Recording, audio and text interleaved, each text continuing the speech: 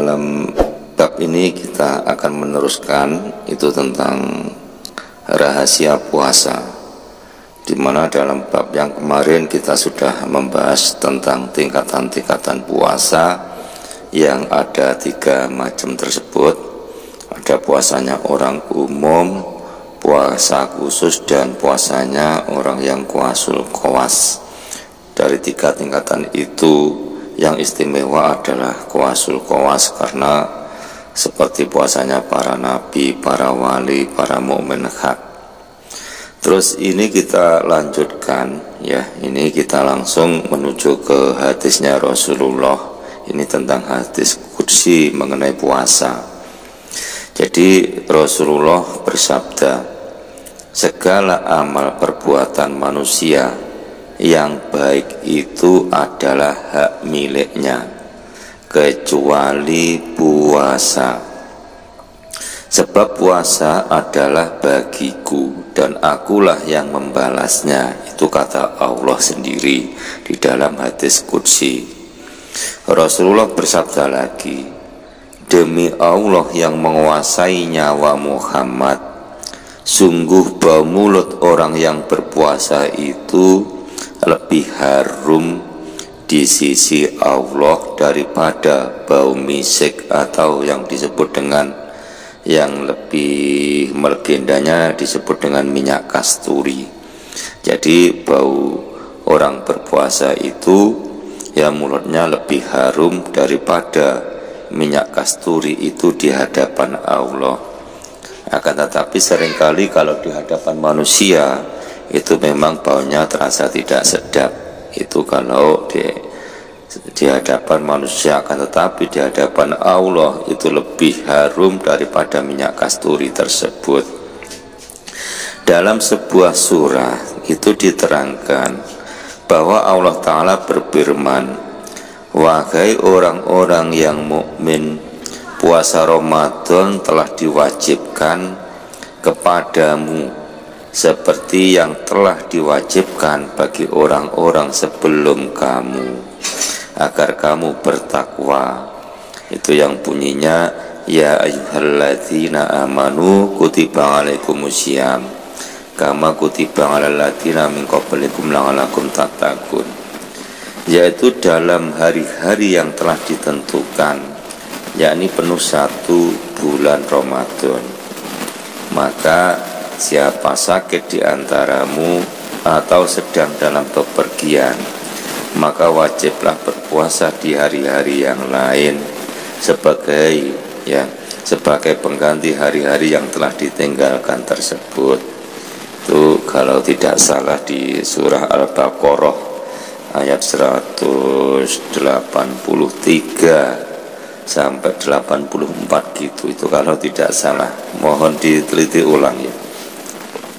Jadi karena puasa ini hanya miliknya Allah saja, dan yang memberikan pahala langsung Allah tanpa perantara, sehingga tidak ada orang yang tahu, tidak ada Rasul yang tahu puasa ini pahalanya sampai seberapa. Malaikat pun juga tidak tahu. Karena itu, karena puasa ini sangat penting, kalau ada orang yang meninggalkan puasa ini harus ada sebab-sebab tertentu, yaitu sakit atau bepergian, dan itu nanti wajib menggantinya. Akan tetapi kalau ibadah yang lain ya, suatu contoh seperti sholat, ini ada seorang wanita haid, nanti akhirnya berhenti sholat, maka di hari yang lain itu tidak wajib mengganti. Akan tetapi karena puasa ini sangat penting sekali, maka sang wanita itu wajib mengganti di hari yang lain selain Ramadan. Dan firman-Nya Allah, sesungguhnya dia meninggalkan syahwat dan makanan serta minumannya demi aku, maksudnya aku Allah. Maka puasa itu bagiku dan aku yang membalasnya. Ya, puasa itu hanya untukku, ku Allah, bagiku, ku Allah, dan aku yang membalasnya. Nanti tidak ada campur tangan dengan makhluk lain seperti malaikat dan sebagainya. Puasa itu adalah amal ibadah yang bersifat rahasia sekali. Di dalamnya tiada unsur pamrih ataupun riya, dan yang tahu pasti adalah Allah, karena ibadah puasa adalah ibadah yang langsung berhubungan dengan Allah. Ini berbeda dengan ibadah-ibadah yang lainnya. Karena itu Allah mengistimewakan pahala orang-orang yang berpuasa dengan ikhlas. Ini kuncinya adalah ikhlas. Ikhlas itu gimana? Ikhlas itu bagaimana? Ini perlu kita bahas suatu saat nanti. Karena ikhlas ini juga sangat sulit ya untuk dijalani. Kalau diomongin ini mudah, tapi untuk dijalani ini juga sangat sulit. Ya karena puasa ini bersifat sangat rahasia, jadi tidak bisa untuk dipamerkan, untuk diriakkan. Ya karena orang yang berpuasa atau tidak itu tidak kelihatan, karena tidak ada ibadah yang khusus yang disertai dengan gerakan tubuhnya, itu tidak ada. Tapi sama saja. Tapi kalau sholat dan yang lainnya kan disertai dengan gerakan yang khusus, jadi sangat mudah untuk dijadikan riya atau disombongkan atau dipamer-pamerkan kepada orang lain gitu. Nabi Shallallahu Alaihi Wasallam bersabda, adalah ketika tiba hari kiamat, tampaklah suatu jamaah yang melayang-layang, terbang dengan sayapnya seperti burung di atas pagar-pagar surga. Ini sangat menarik ya. Ini sabda Nabi ini adalah ketika tiba di hari kiamat, tampaklah satu jamaah yang melayang-layang, terbang dengan sayapnya seperti burung di atas pagar-pagar surga. Lalu malaikat penjaga surga bertanya, siapakah kalian? Maka mereka menjawab, kami adalah orang-orang dari umat Muhammad.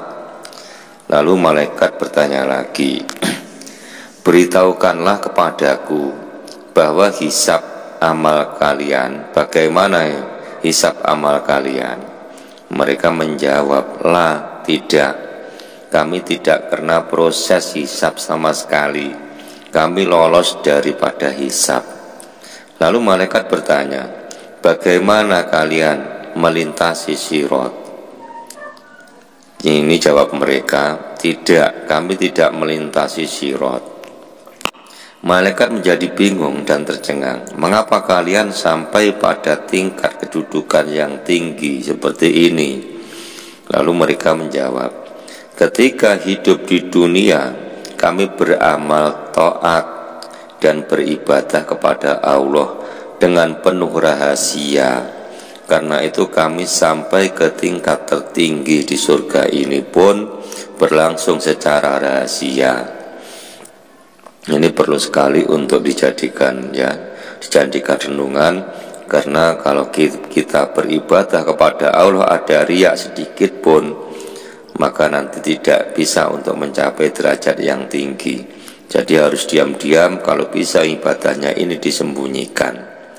Biarkan saja ya orang bicara begini begitu. Yang penting kita benar-benar beribadahnya kepada Allah ini dengan ikhlasnya hati. Diriwayatkan bahwa suatu ketika Rasulullah bersabda, sesungguhnya setan masuk ke dalam tubuh manusia mengikuti jalan darah, maka sempitkanlah jalannya dengan rasa lapar. Dan beliau sering memberi nasihat kepada yang namanya putrinya, yaitu Aisyah radhiyallahu an. Sering-seringlah mengetuk pintu surga. Siti Aisyah dibilang gitu oleh Rasulullah, sering-seringlah mengetuk pintu surga. Lalu sang anak Aisyah ini bertanya kepada ayahnya, dengan cara apa, Abah? Lalu Nabi menjawab, dengan cara lapar. Kemudian Nabi SAW melanjutkan sabdanya, kalau saja setan-setan tidak berkeliaran di hati manusia, tentulah mereka melihat kepada kerajaan langit. Puasa itu membantu mematahkan syahwat ya. Saya ulangi sekali lagi ini karena sangat penting sekali untuk kehidupan sehari-hari. Kalau saja setan-setan tidak berkeliaran di hati manusia, tentulah mereka bisa melihat kepada kerajaan langit. Puasa itu membantu mematahkan syahwat, karena kita semua pastinya tahu bahwa syahwatnya manusia itu ditumpangi oleh iblis, dan yang digoda oleh iblis itu hati manusia sehingga tidak bisa iman kepada Allah, sehingga bisa menjadikan kafir dan sebagainya. Maka persempitlah ya, maka patahkan sayap-sayap iblis itu ya dengan puasa. Ditegaskan dalam fikih bahwa seseorang boleh berbuka, boleh tidak berpuasa, ini maksudnya ya, jika dalam keadaan darurat. Nah, darurat itu misalnya sakit keras, dan jika berpuasa maka dikhawatirkan bertambah parah ini sakitnya. Lalu dalam perjalanan dan sebagainya. Jadi yang boleh berbuka puasa ini misalnya orang yang sakit keras, jika berpuasa tambahlah sakitnya. Dan juga dalam perjalanan. Rasulullah bersabda, ada 5 perkara yang diberikan kepada umatku dan tidak pernah diberikan kepada umat lain sebelumnya. Karena umat Rasulullah ini umat yang paling istimewa ya. Yaitu Allah memandang umat ini penuh dengan rahmat. Pada malam pertama bulan Ramadan ini penuh dengan rahmat. Padahal siapa yang dipandang penuh rahmat olehnya, maka Allah tidak akan menyiksa untuk selama-lamanya. Ini yang dirahmati oleh Allah. Nah, kedua, para malaikat beristighfar bagi umat di atas perintah Allah. Lalu yang ketiga, bau mulut orang berpuasa di sisi Allah akan diganti dengan bau harum yang melebihi wanginya dengan minyak kasturi.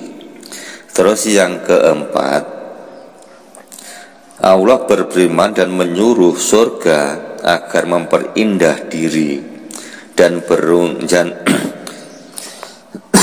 memberuntungkan bagi hambaku yang mukmin, sebab mereka adalah para kekasihku. Ini yang puasa. Terus yang kelima, Allah mengampuni seluruh umat ini, yaitu umat Muhammad yang berpuasa dengan sungguh-sungguh dengan ikhlas tersebut. Dari Abu Hurairah bahwa Rasulullah ini bersabda, barang siapa berpuasa di bulan Ramadan penuh keimanan dan keikhlasan, maka Allah akan mengampuni dosanya yang telah lalu.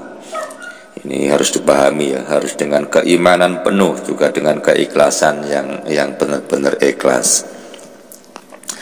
Sabda beliau, sesungguhnya setiap bulan Ramadan Allah membebaskan penghuni neraka sebanyak 600.000 orang yang telah mendapat siksa hingga Lailatul Qadar. Bahkan di malam Lailatul Qadar Allah membebaskan mereka dengan jumlah lebih besar dari itu, yaitu sejumlah mereka yang dibebaskan sejak awal Ramadan. Kemudian tepat pada hari raya Idul Fitri itu akan lebih besar lagi yang diampuni, yang dibebaskan oleh Allah, yaitu Allah membebaskan penghuni neraka sejumlah bilangan mereka yang telah dibebaskan sejak awal Ramadan hingga Idul Fitri. Karena begitu istimewanya yang namanya bulan puasa. Ini ada lagi riwayat dari Jabir bahwa Rasulullah, Jabir radhiyallahu an, bahwa Rasulullah bersabda, jika malam Ramadan berakhir, seluruh makhluk-makhluk besar sekalian langit, bumi, dan para malaikat itu menangis. Mereka menjadi bersedih hatinya karena bencana yang menimpa umat Muhammad. Lalu sahabat ini bertanya, bencana apa? Kok ada bencana gitu? bencana apakah ya Rasul? Lalu beliaunya sang Nabi ini menjawab, bencana kepergiannya bulan suci Ramadan. Sebab di dalam bulan suci Ramadan segala doa pasti dikabulkan oleh Allah, semua sedekah diterima oleh Allah, dan amal-amal baik dilipat gandakan pahalanya oleh Allah. Tetapi penyiksaan sementara itu dihapus, dihilangkan. Itu penyiksaan itu dihapus. Lalu diriwayatkan bahwa Rasulullah bersabda, sesungguhnya di bulan Ramadan Allah menyuruh yang namanya kiramul katibin, atau para petugas pencatat amal yang mulia. Ini kiramul katibin ini ya, agar menulis amal-amal kebaikan umat Muhammad tanpa mengikut sertakan amal-amal perbuatan yang buruk, dan Allah melenyapkan semua dosa mereka yang telah lalu, yang mau bertobat dan berpuasa dengan ikhlas ini ya. Ketahuilah bahwa puasa itu ditetapkan oleh yang namanya hilal atau bulan sabit, yang seperti di lagunya siapa ini, Bro Marantika ya, bulan sabit. Di bulan Ramadan dengan berita dari seorang yang adil. Sedangkan hilal ya, hilal Syawal itu ditetapkan oleh dua orang yang dapat dipercaya ketika ia melihatnya, kemudian diputuskan oleh yang namanya qadri atau tidak. Karena setiap orang yang mengamalkan menurut dugaannya yang kuat haruslah berniat di waktu malam. Jadi harus dipahami ini hilal itu caranya mengetahuinya gimana, harus dipercayakan orang-orang yang benar-benar mampu untuk yang namanya melihat hilal. Wes ora usah ngrubyuk, riayanya besok, lalu kerutuk-kerutuk besok, ada gerombolan yang lain. Sekarang ini sudah hari raya maka kerutuk-kerutuk cepet-cepetan gitu, itu jangan. Tapi harus benar-benar sampean semua ini harus ya menganut kepada orang-orang yang benar dipercaya, yang bisa untuk mengetahui tentang hilal tersebut.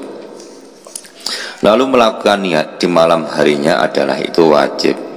Ya, seseorang tidak boleh ragu apakah besok telah masuk bulan Ramadan ya atau belum.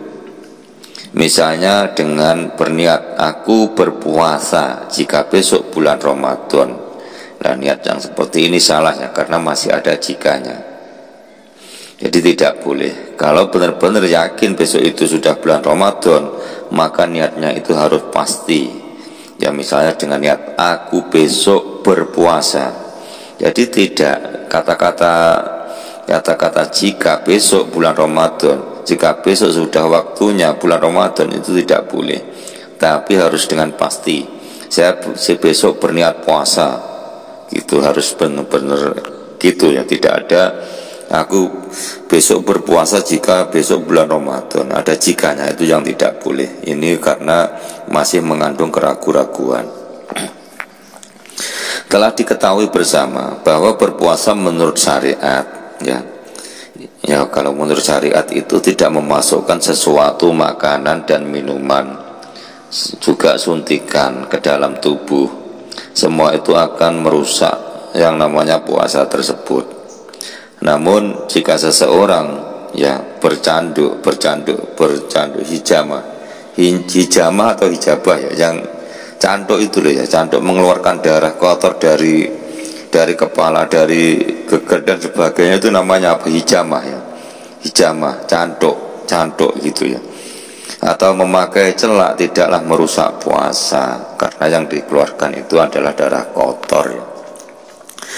Begitu juga benda-benda yang masuk ke dalam tubuh secara tidak sengaja itu tidak membatalkan puasa. Misalnya debu yang terhirup oleh pada waktu sampai di jalan naik sepeda motor, lalu ada debu yang berterbangan, tidak sengaja sampan menghirupnya, itu tidak membatalkan puasa. Atau mungkin ada lalat atau nyamuk yang masuk ke dalam mulut sampean, ke dalam mulut kamu, sehingga karena saking terlalu dalamnya tidak bisa dikeluarkan lalat atau nyamuk itu tadi, maka itu juga tidak membatalkan puasa. Ya, juga ada air secara tidak sengaja tertelan ketika berkumur atau ketika menghirupnya ke hidung. Suatu contoh, pada waktu sampan menggosok gigi lalu kumur-kumur, airnya tertelan dengan secara tidak sengaja, itu tidak membatalkan puasa Anda gitu. Jadi jangan dibuat ribet-ribet hukum ini kalau menurut imam ini itu batal, menurut imam ini itu tidak batal dan sebagainya. Tidak usah dipikir yang macam-macam. Ya, orang yang ketika berpuasa kemudian melakukan jima itu bersetubuh dengan istrinya ya, maka wajiblah ia untuk membayar kafarah. Membayar kafarat ini. Sedangkan orang yang batal puasa karena makan dan minum tidak dikenakan kafarat, hanya saja harus mengganti pada bulan-bulan yang lain. Karena kafarat ini termasuk denda ya. Jadi ketika kamu melakukan bersetubuh di siang hari kan puasa, kalau malam kan tidak, bersetubuh dengan pasangan kamu sehingga membatalkan puasa, maka kamu harus mengganti di bulan yang lain. Nah, adapun kafarat itu membebaskan seorang budak. Itu kalau dulu kan ada yang namanya budak, tapi sekarang kan tidak ada lagi yang namanya budak di sini ya. Jika tidak ada budak, maka kamu harus berpuasa 2 bulan penuh ya. Jadi makanya ini harus dipikirkan, bulan puasa ya, di siang hari bersetubuh dengan pasangannya sehingga membatalkan puasa, maka di bulan yang lain nanti harus mengganti 2 bulan penuh. Ini yang nantinya akan memberatkan sampai juga. Karena itu harus dipikirkan dulu sebelum berbuat. Jika tidak sanggup untuk berpuasa 2 bulan penuh, maka ia harus memberi makan 60 orang miskin, masing-masing 1 mud. 1 mud ini bisa diartikan macam-macam ya. Ini banyak sekali pendapat mengenai mud. 1 mud itu berapa. Jadi ada yang bilang 1 mud itu dulu, ada yang bilang 2 telapak tangannya Kanjeng Nabi itu ya. Itu kalau istilahnya beras, itu dicaruk dengan 2 telapak tangannya Kanjeng Nabi, itu 1 mud. Tapi pendapat ini macam-macam, sehingga ketika orang melakukan zakat fitrah itu juga ukurannya macam-macam. Ada yang 2,5 kilo, ada yang 2,75 kilo, ada yang 3 kilo, itu macam-macam. Karena memang beda orang itu pendapatnya macam, semuanya kira-kira. Yang penting kita niati dengan benar ya, dengan benar, niatnya benar, kita lakukan apa yang diperintahkan oleh Allah, gitu aja sudah. Tidak usah berdebat masalah itu. Mud saja diperdebatkan dan lainnya diperdebatkan, masalah hilal diperdebatkan, sehingga akhirnya timbul suatu golongan-golongan ini. Kalau tidak menganut golonganku, maka kalau tidak menganut golonganku, maka ibadahnya tidak diterima oleh Allah Ta'ala. Seperti kaya yang membuat yang Allahnya itu, yang punya Allah itu golongan dia sendiri. Jadi tidak boleh seperti itu. Kita harus saling menghargai satu sama lain. Kalau bisa, ini yang namanya orang hidup, kita harus ada manfaatnya buat orang lain. Ini yang luar biasa. Ya, saya kira sekian ini pembahasan tentang puasa. Video ini walaupun cuma sebentar bisa manfaati ya. Ini khususnya buat saya sendiri juga bagi kalian semua. Amin.